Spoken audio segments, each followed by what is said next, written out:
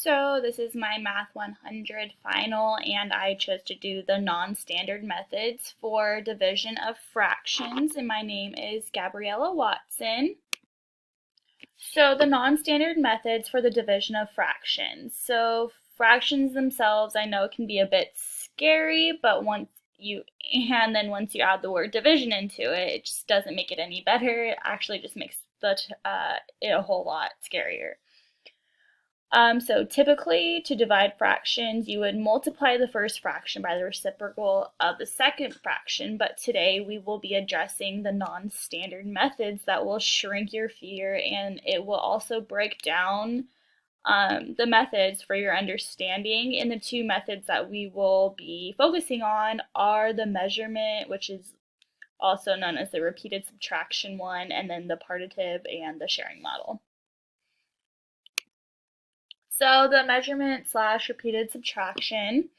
So when using this method, people tend to think of this division in a way that is related to food, oddly enough, just because you're more so grouping, and that means like maybe if you make cookies that you're just like putting them in baggies and giving them away. And the example I chose today was 3/8 divided by 1/4.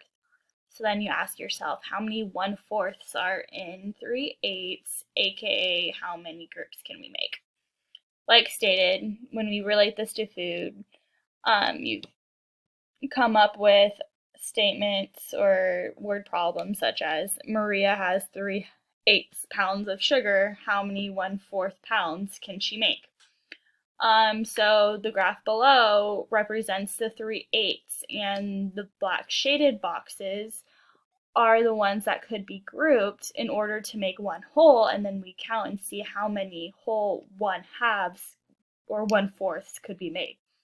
From the graph, you can see that there is one whole 1/4, then a half of a fourth, which when you combine those like terms, you get, it's kind of hard to see, I'm sorry. There we go. When you combine like terms, you get 1/1/2, which is your answer.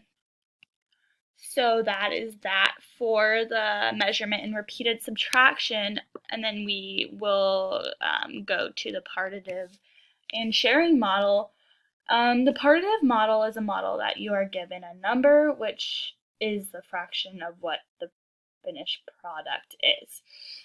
And I know that can sound a bit confusing, so an easier way to understand is 3/8 divided by 1/4 equals x, which is thought as 1/4 times x equals 3/8. And an example for this one is Savannah has 3/8 yards, but that is only 1/4 of what she needs to make her curtain. How much more fabric will she need to make the curtain? So in the graph below, ultimately it is the whole curtain, but it is broken up into 4 increments because the 3/8 is only a fourth of what you need. Therefore, you will need 4 of the 3/8. So when you divide those into 4 sections, you get your end result of 1 1/2 yards.